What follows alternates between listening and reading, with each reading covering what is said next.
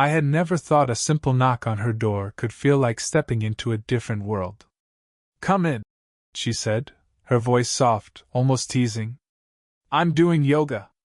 I froze for a heartbeat, fumbling with my words. She didn't have to see the way my chest had sped up, or how my hands itched to do something, anything, normal. I stepped inside anyway, because somehow, something about the way she smiled made hesitation impossible. Her living room smelled faintly of lavender and old wood, warm sunlight streaming through sheer curtains. The mats were laid out with precision, each one bearing the faint indent of her practiced movements. And there she was, mid-40s, graceful in a way that made every curve feel like it belonged in a painting. Her hair was tied loosely, a few strands escaping to brush against her neck as she reached for her water bottle. I tried not to stare. I really did. But she had this quiet gravity about her, the kind that made the air feel heavier in the best way, the kind that made it impossible to ignore her presence. I cleared my throat, trying to be casual. You do this often?" Her laugh was light, just enough to make me feel like I'd broken some invisible rule, but in the most thrilling way. "Every morning," she said, tilting her head. "It helps me think, and sometimes, it's the only time I get to myself." There was a pause, a moment stretched too long, where I realized I was standing too close to her mat, like the universe had pushed me into her orbit and forgot to pull me back. My eyes darted to her face, then to the curve of her shoulder, and I choked on a quiet laugh. She noticed, of course she noticed, because she tilted her head again, a single eyebrow arched as if challenging me to say something clever. Instead, I said nothing. And somehow, silence felt heavier than words. She moved with a fluid ease, bending into poses that made me forget how to breathe. I watched, careful, trying to focus on the mats and not the tension tightening in my chest. She glanced at me once, a fleeting brush of eye contact that left me burning inside, and then returned to her flow. My best friend's mom. The woman I'd known since I was 12, who used to hand me cookies at his house, laugh at my stupid jokes, fuss over my grades.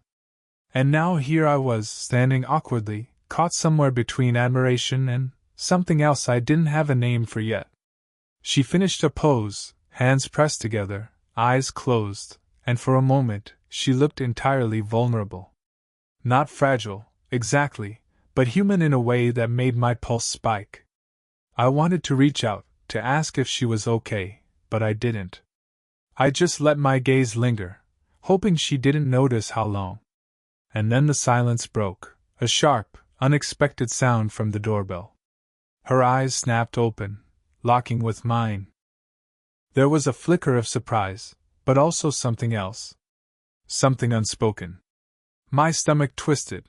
My heart was already halfway out of my chest. I didn't know what was coming next, but I knew, in that instant, that nothing would ever be the same. I followed her gaze to the door, my pulse still tangled from the sudden chime. "You expecting someone?" I asked, trying to sound casual, but my voice betrayed me, too high, too eager. She shook her head, brushing a loose strand of hair behind her ear. "No, just the mail, I guess." Her smile was soft, but there was a tension in her shoulders I hadn't noticed before. Vulnerability. A tiny crack in her otherwise composed self. I wanted to ask, to bridge that silence, but I didn't. Instead, I sat awkwardly at the edge of the mat, pretending to watch her stretch, when really I was cataloging every detail. The faint laugh lines near her eyes, the way her collarbone caught the sunlight, the subtle nervous tapping of her fingers when she thought I wasn't watching. She cleared her throat. "It's been a while since I did yoga with someone watching." I swallowed. It wasn't supposed to feel like a confession, but the way she said it, soft, hesitant, made my stomach twist. Watching her now, I realized how much she had carried alone. My best friend's mom, a woman I'd only seen as warm, maternal, untouchable, and yet here she was, a person with quiet scars. I thought about my own mess of a life. 22, barely started college, carrying the weight of small failures and bigger regrets. I'd always envied the stability she seemed to have, her calm in a world that always felt too loud. And now, standing here, it wasn't admiration. It was something else, something that made me feel guilty for even thinking it. Because it was wrong, wasn't it? She was my friend's mom. She was in her mid-40s. She deserved safety, respect, boundaries. And yet my gaze lingered on her, my chest tight with something I couldn't name. She moved closer, gathering her map with deliberate slowness. Our hands brushed as she handed me a towel. The contact was brief, almost accidental, and yet electric. I jerked back slightly, embarrassed, hoping she hadn't noticed. But she did notice. Her eyes softened, and for a heartbeat, the air between us changed. She didn't pull away. Instead, she gave me a small, almost conspiratorial smile, and I felt it, that quiet, dangerous intimacy forming out of nothing more than a brush of skin and a shared, unspoken tension. "You remember the summer before your senior year?" she asked suddenly, her voice lighter now, teasing. "We stayed up late making s'mores in the backyard. You and your friend, you kept falling in the fire pit." I laughed, the sound catching in my throat. Memories I hadn't thought of in years, simple, warm, untainted, until now. Until the memory was tangled with her closeness, the curve of her smile, the way her eyes crinkled when she laughed. And just like that, a line had been crossed. Not spoken, not acted on, but acknowledged in the air between us. Something was there. Something we couldn't name. Something dangerous. And yet I wanted it. She glanced at me, almost shyly, almost staringly, and for a moment I thought I could see her thinking the same thing. The world outside didn't exist. My heart pounded, my hands itched to reach, but we stayed frozen in that fragile space, two people standing on the edge of something we weren't supposed to feel. And then her fingers brushed mine again, faintly, deliberately. A spark passed through me. Either of us spoke. Either of us moved. But the air between us promised that nothing would ever be the same. I couldn't look away as she moved back to her mat, stretching with that impossible grace that made my chest ache. I wanted to speak, to say something harmless, something safe, but my words stuck in my throat. The air felt thicker, charged, like a storm about to break. "Hey," she said suddenly, her voice soft but teasing. "You're really quiet today." I swallowed, caught between honesty and self-preservation. "Just thinking," I muttered, trying to sound casual, though my pulse was loud enough to betray me. She tilted her head, eyebrow raised. "About me?" I choked on a laugh that was half nervous, half guilty. She caught it, of course, and I felt that spark again, the one that made it impossible to hide anything. I should have stepped back. I should have reminded myself of boundaries, of right and wrong. But I didn't. Instead, I let my gaze linger too long, and for a moment she didn't look away either. Then the door swung open. Her cat, a fat, fluffy thing with a personality too big for its size, padded inside, brushing against her legs. My heart skipped a beat, not from the cat, but because the sudden movement jolted the tension between us. I blinked, trying to regain composure, aware that even the smallest slip could give away everything simmering in the room. You've been quiet for hours," she said, her voice softer now.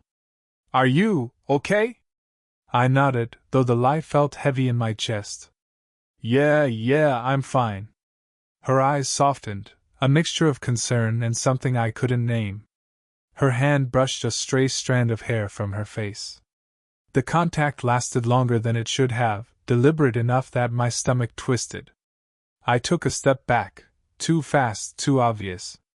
My instincts screamed to flee, to escape this magnetic pull I couldn't control. I should probably go," I muttered, my voice trembling slightly. She looked at me, and I could see it, the hesitation, the unspoken question hovering in her gaze. "If you want to," she said gently, though her words didn't match her eyes. Her eyes said, "Stay." And then I heard the faint sound of keys in the lock. My heart sank. "Not now," I whispered to myself, panic tightening my chest. Her husband? My friend's dad? The idea alone was enough to make me want to vanish. She straightened, brushing herself off, as if nothing had happened. But her eyes lingered on me longer than necessary, and I could feel the unspoken tension crackling. We were teetering on the edge, pulled together by something forbidden, something inevitable. I wanted to say something, to reach out, to let her know that I didn't care about the rules. But my voice failed me. Instead, I froze, aware of every heartbeat, every breath. The door clicked. Footsteps. And just like that, the storm hovering between us became almost unbearable. We were caught, me, her, and the invisible line we were dancing along. And in that silence, before anyone spoke, before anything happened, I realized that nothing could ever go back to how it was before. The room felt smaller than it had before. Every glance, every breath between us had grown heavier, thick with things left unsaid. I couldn't stop noticing her, the curve of her neck, the faint shimmer of sweat on her brow, the way her lips moved when she murmured to herself during a stretch. I hated how aware I was of her, hated how my chest ached with every fleeting look. And then it hit me, a sharp pang of jealousy, impossible and irrational. My friend's voice in my head, "She's your friend's mom. She belongs to someone else." But seeing her laugh at some text on her phone, harmless, fleeting, I felt it anyway. A tight, gnawing knot of longing and fear. "Are you always this quiet around me?" Her voice startled me, pulling me out of the spiral. She had that tilt of her head, the one that made it impossible to lie. I wanted to say yes, no, maybe, anything that could disguise the truth, that I couldn't breathe when she was near, that every inch of me wanted to close the space between us. I shook my head. I don't know. My hands fumbled with the edges of the mat. "It's weird."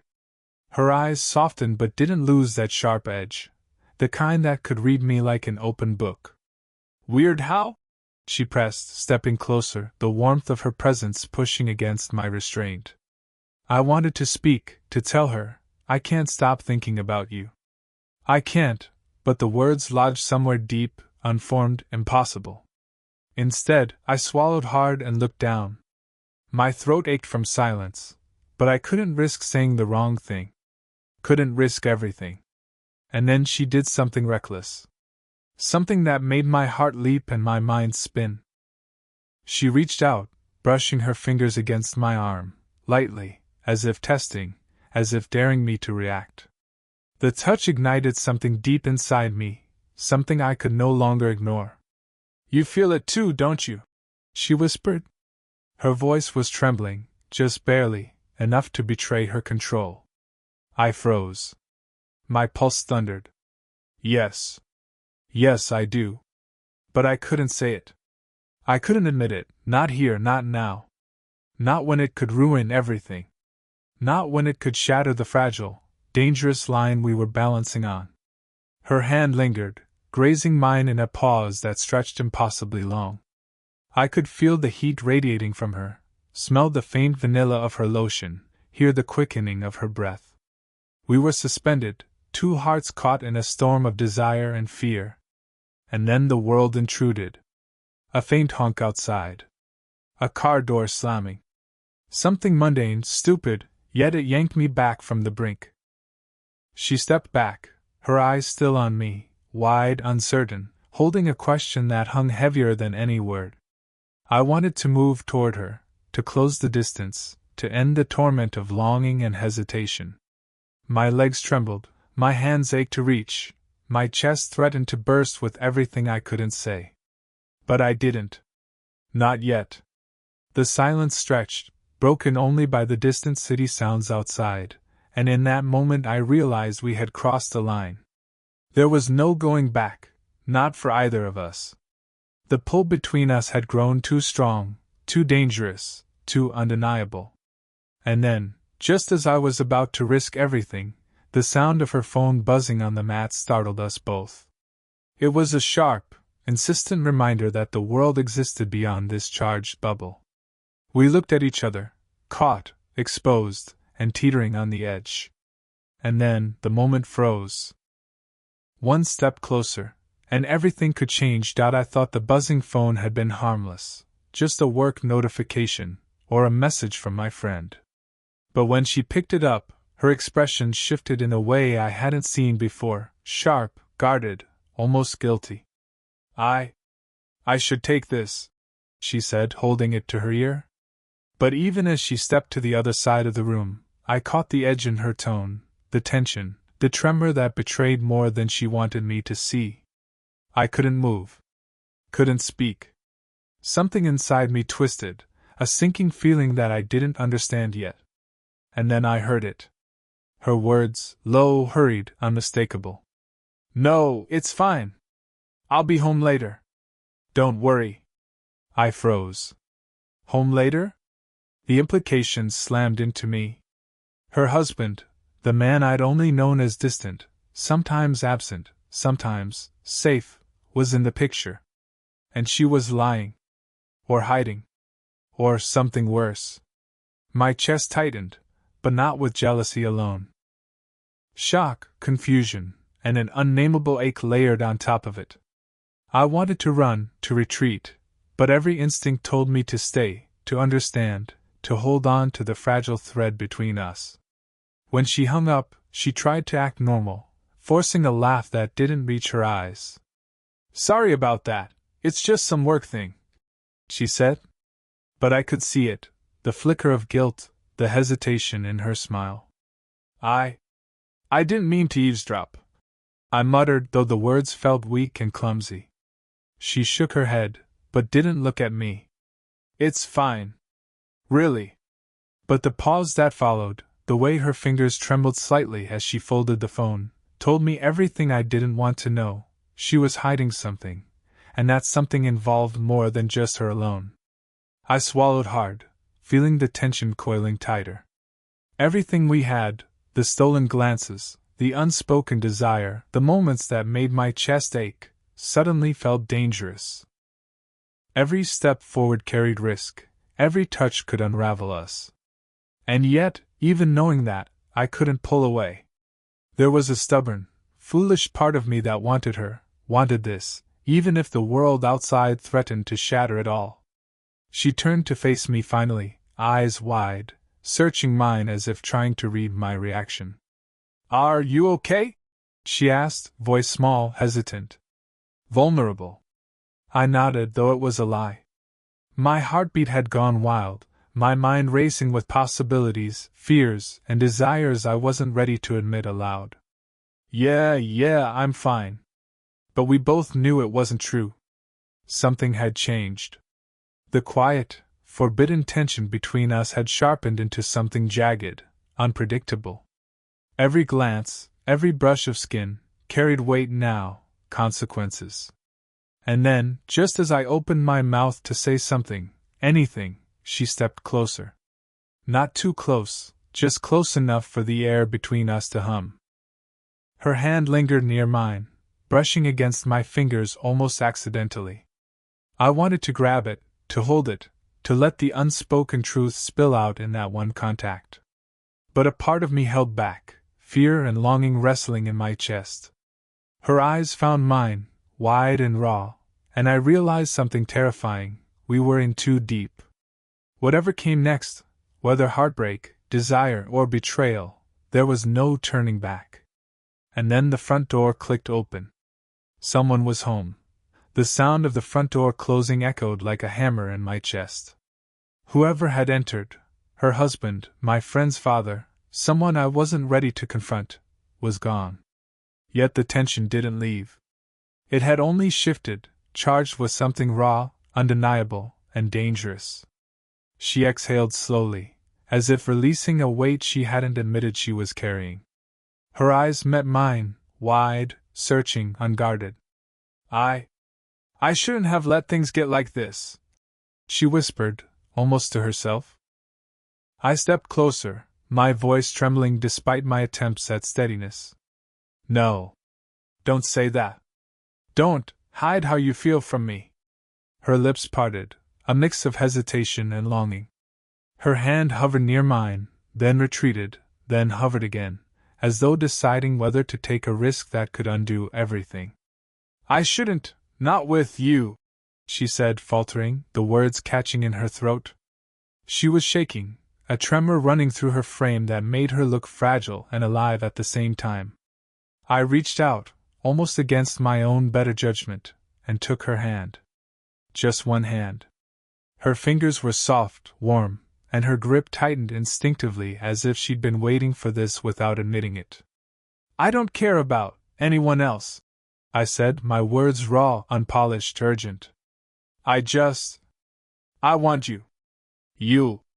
Her eyes flickered, a mixture of relief, fear, and disbelief. Are you sure? She breathed. Sure? I echoed, voice hoarse. I've been sure since the first moment I stepped into this room. I didn't know it, didn't want to know it, but I am. I can't stay away from you. Her lips trembled, and she bit the inside of her cheek, a micro-movement I could never forget. Then she leaned forward, resting her forehead against mine, her breath mingling with mine. The world outside ceased to exist. The only thing that mattered was the heat of her body, the unspoken admission in her eyes, the fragile, dangerous intimacy we were sharing. I've tried to pretend this isn't happening, she whispered. To pretend that I could be responsible, or safe, or right. But I can't. Not anymore. And then, the air between us shifted. Her fingers slid into mine with deliberate intent, and I felt the walls I'd built around my own caution crumble. It was messy, reckless, human, everything I wanted and feared at once. We stayed like that, suspended, either moving forward fully, either stepping back. The unspoken promises, the stolen longing, the guilt and the desire, all condensed into that one heartbeat, that one breath. I didn't kiss her. She didn't kiss me. But the understanding was there, mutual, undeniable, unshakable. Whatever the world wanted to dictate outside this room, we had crossed the threshold. And as we finally pulled slightly apart, just enough to breathe, she whispered my name, not a warning, not a hesitation, but a quiet confirmation. We didn't know what would happen next. But we both knew that nothing would ever be the same. The next morning, the world felt strangely still. Sunlight filtered through the curtains, soft and warm, and for a moment I thought I could pretend none of it had happened, pretend I could go back to being just a boy visiting my best friend's mom. But then I saw her in the kitchen, hair loose, soft cotton shirt slipping over her shoulder, making coffee with her usual quiet grace. She looked up as I entered, and that familiar spark, the one that had haunted me since the yoga mat, flared instantly between us. Morning, she said, voice gentle, teasing. But there was something new in her eyes. Something open. Vulnerable. Real. I smiled, a little nervously. Morning. We moved around each other like we always had, but it was different now. Every brush of her hand against mine, every accidental touch, carried weight. Not the weight of guilt, or secrecy, or hesitation, but the weight of choice. Of two people daring to acknowledge what had been impossible to ignore. I've been thinking, she said suddenly, leaning against the counter, eyes not leaving mine. About us. About what this means. I nodded slowly. Me too. And I realized. I don't care about the rules. I want to be with you. She laughed softly, a sound full of relief and wonder. I want that too. It wasn't dramatic. There were no grand declarations, no cinematic confessions. Just two people, imperfect and messy, finally allowing themselves to feel what had been there all along. The tension that had built over stolen glances, whispered thoughts, and near misses melted into something fragile and real. Later, we sat on the balcony, coffee in hand, the city buzzing quietly below us. I reached for her hand again, and she intertwined her fingers with mine without hesitation. No words were needed. The silence was enough, a promise that we would figure it out together, come what may. I thought of my friend, of her past, of the boundaries we had crossed. And yet, looking at her now, alive, smiling, open, I knew some things were worth risking. Love, messy, complicated, human, was worth every uncertainty, every moment of doubt. She leaned her head against my shoulder, and I felt it, that rare, deep sense of being exactly where I was supposed to be. Not perfect, not easy, but ours. And for the first time in a long while, I believed that happily ever after didn't have to be a fairy tale. It could be quiet mornings, stolen touches, laughter over coffee, and the courage to follow your heart when everything else says no. We didn't know what challenges awaited us. We didn't know what the future held. But we did know one thing: we were together, and that was enough. Did you enjoy the story? What kind of stories would you like to hear next?